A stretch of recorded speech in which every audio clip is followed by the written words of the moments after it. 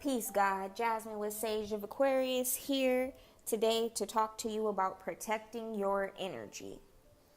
Now, this is something that is so very important, especially in the state that we are in for humanity and consciousness, because there's a lot of broken, miserable, unhappy people out there who do nothing but pass it on to you, and then you channel that energy and you end up taking it home with you and passing it on to your family, friends, and loved ones.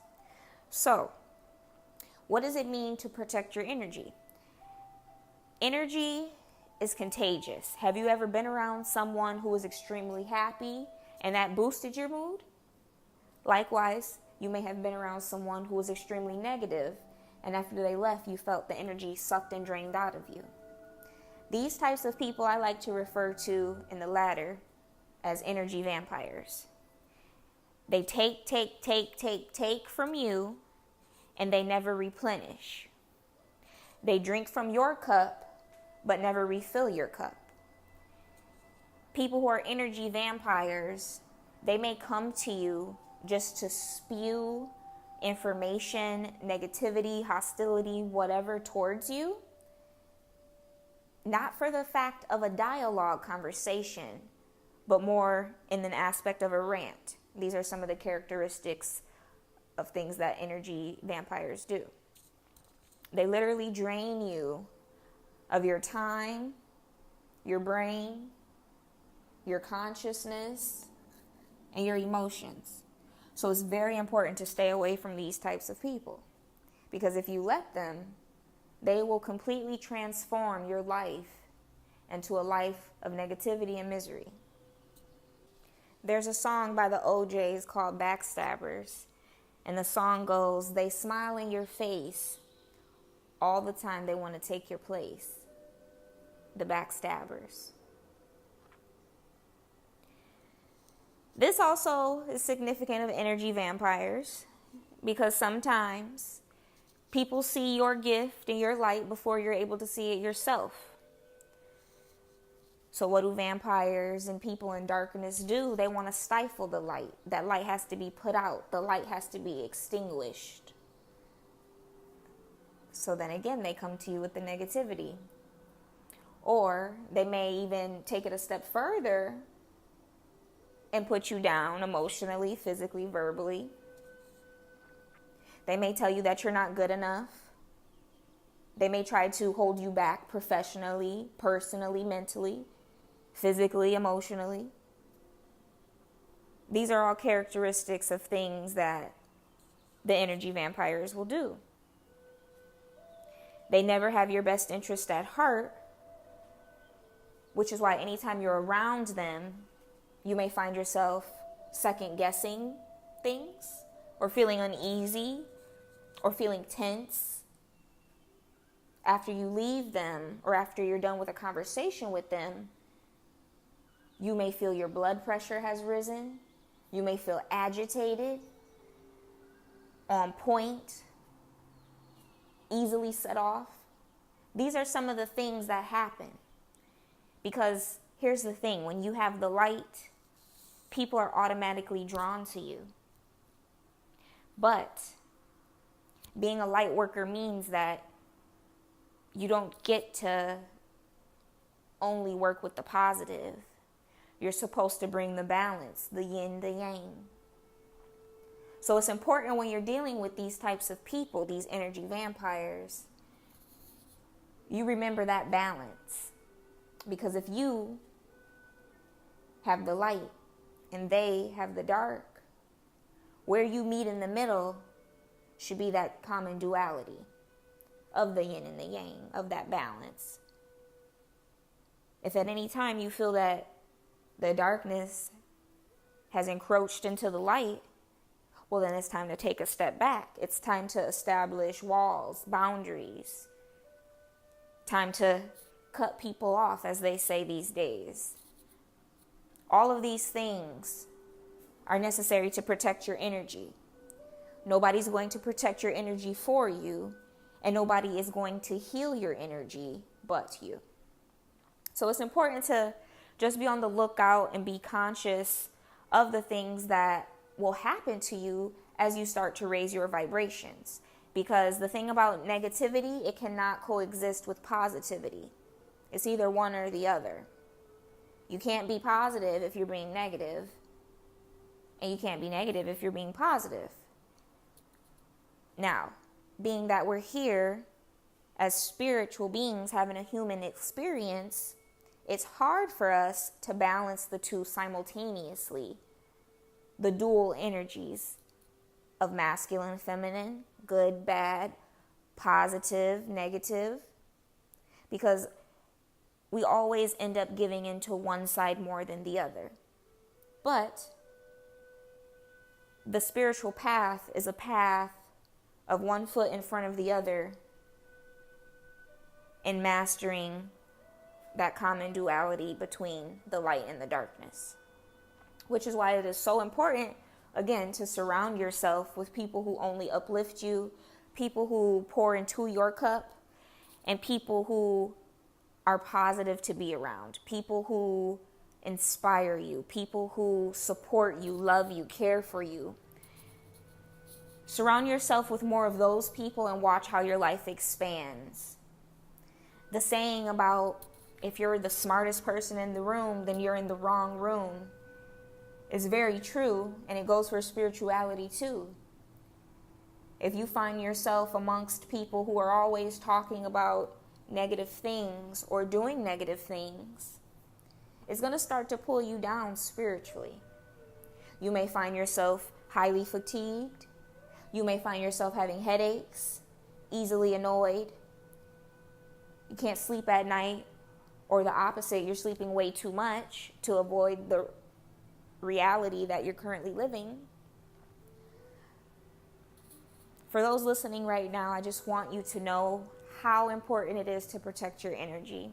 Because when you protect your energy, you protect your mind. And there's a lot of powers that be out here right now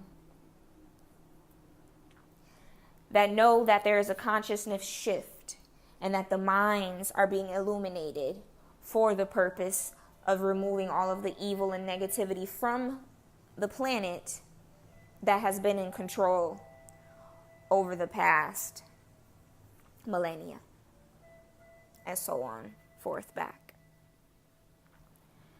I want you all to know that this process is something that's a daily battle. It's not something that you'll read a book and think that a switch is just magically supposed to be flipped. Protecting your energy is a daily, lifelong, hourly battle. You have to make sure that your energy is correct. You have to make sure that the energies surrounding you are correct.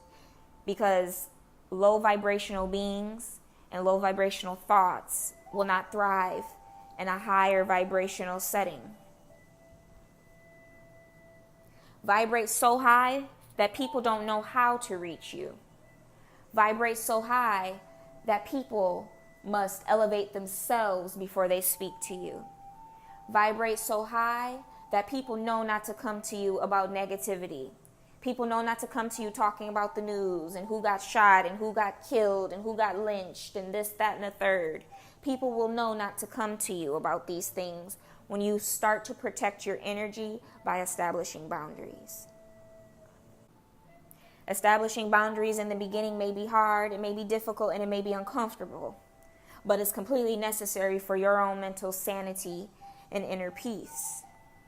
You may have to establish boundaries with people who are family members, with people who you consider to be elders, or, people that you respect and look up to. But regardless of the fact, if anybody brings negativity into your life, you owe it to yourself to put an end to it. And you owe it to yourself to respect yourself enough to make these changes. Because until you establish these boundaries, you will always be getting the short end of the stick due to your healing nature, due to your friendliness and your compassion and empathizing personality. We live in a time where it's easy for someone to send a text or to call and unload all of their problems onto you without even asking, how are you doing today? We live in a world where you're expected to listen and be someone's personal therapist, but the moment that you need them, they're nowhere to be found, or they don't want to hear it, or they simply do not respond. Again, in protecting your energy, you start to see who's really for you and who's just for show. Because when you establish boundaries, everybody that benefited off of your lack of boundaries will quickly remove themselves from your life. They will need a new host to take advantage of. They will need someone else to do the things that you once did, to be that ear. Misery always loves company. And if you allow yourself to feed into that, or to be an ear for that, watch how negativity will manifest itself into your life. Energy never dies. It multiplies, it expands, it grows, and it transforms. It transmutates. You're having a conversation with someone about how they're late another month on the rent. They're not sure if they're going to be able to pay this month's rent. They might get evicted and kicked out. Next thing you know, you're thinking about, well, dang, I hope they get it together. And you may go on about your day, but that thought will be lingering in the back of your subconscious. And what that does is, the next day, it opens up for that person to come back to you with a conversation about it. And you see how things just keep lingering on, and they never settle. And when things never settle, it starts to become anxiety and stress and depression and a host of a lot of other mental issues.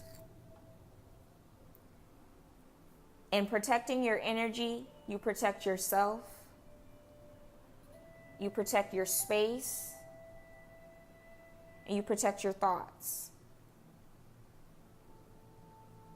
Only you can control your life, and only you can control what you allow into your life.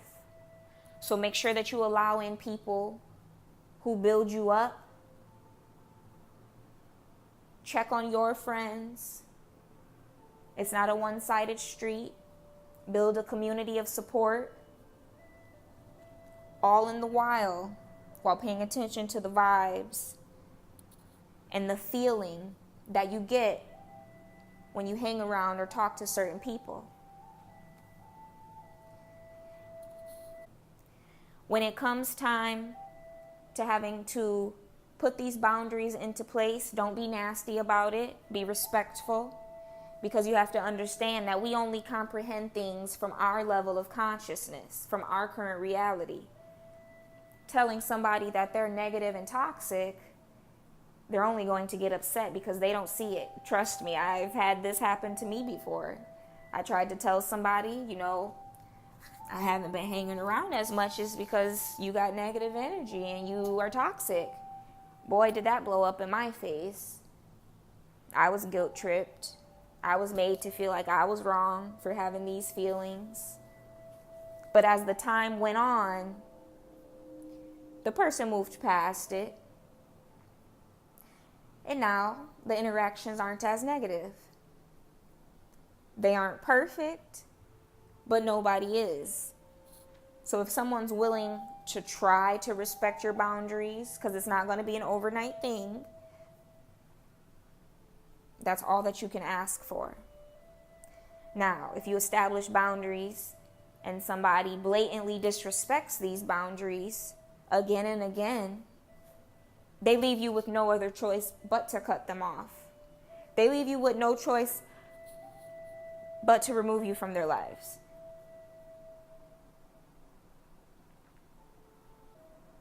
And that's exactly what you're doing, is you're removing yourself from their lives. Because one day they'll be sitting by and the thought will cross their mind of, where are they?